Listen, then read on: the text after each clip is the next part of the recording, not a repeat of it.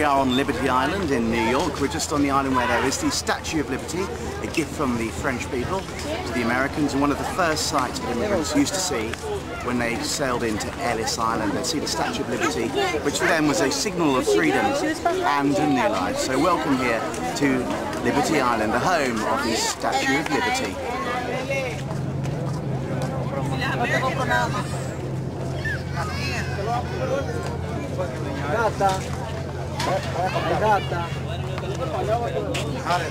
Hi there, and here she is, the Statue of Liberty, an absolutely beautiful monument to the people of America from the people of France, one of the most iconic buildings probably in the world and the most instantly recognisable, the Statue of Liberty.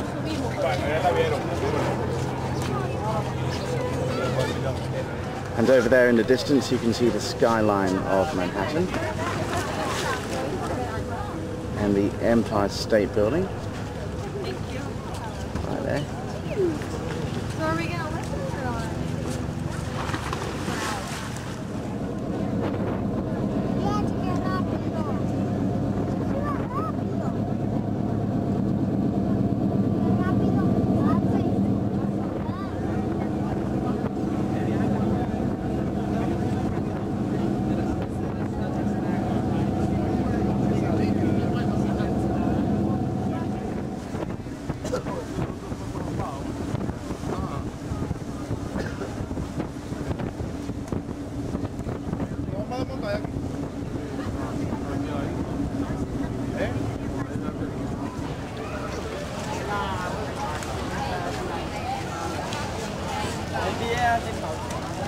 Hello there, here we are at Ellis Island where many new immigrants to America came. It was their first place they landed in America to be processed before they were allowed onto the mainland. And it was all here at the Immigration Centre here on Ellis Island.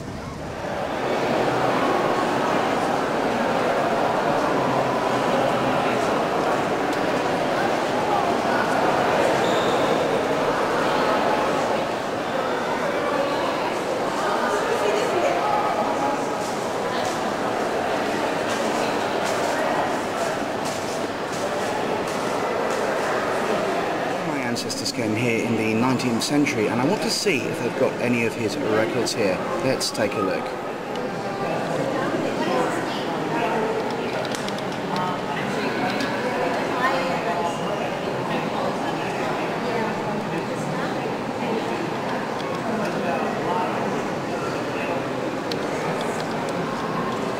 So his name's William Vesti. Let's have a look.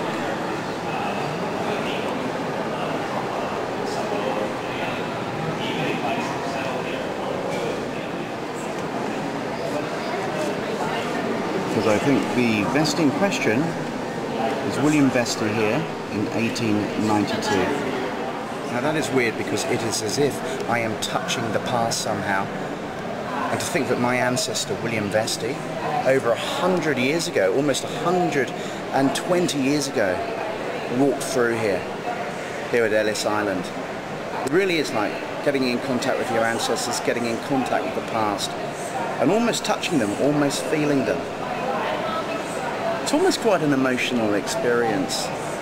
But he came here in 1892 to make his fortune. This is where he would have started his journey after leaving England, here on Ellis Island in 1892. This is quite interesting because it talks about all the countries in the world that people have emigrated to. Let's take a look down here.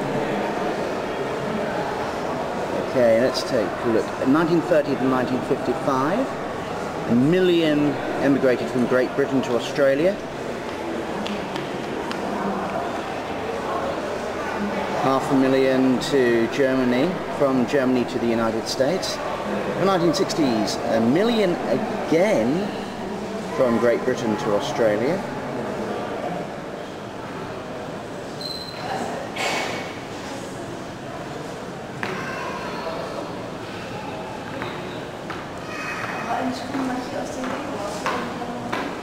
And over here we have a group of Irish immigrants in Ireland around 1880. And down here I find something very, very very touching. You just have a look at this.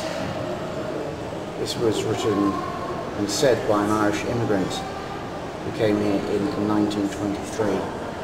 We didn't have anything to do in Ireland. There was no work, and you didn't want to be poor all your life. You could have married an old farmer if you wanted to, and stay there for the rest of your life and work on that old farm. I could have done that, but I wasn't about to do that. We had a mother and a father, and I'd have to go in and live with them and do as they told me to do. So I said, goodbye, I'll see you later. And who knows, she may never have ever gone back to Ireland, may never have ever seen her parents again or her family again, and spent the rest of her life in the United States. I find it very touching and quite emotional in many ways. It's a real piece of history there.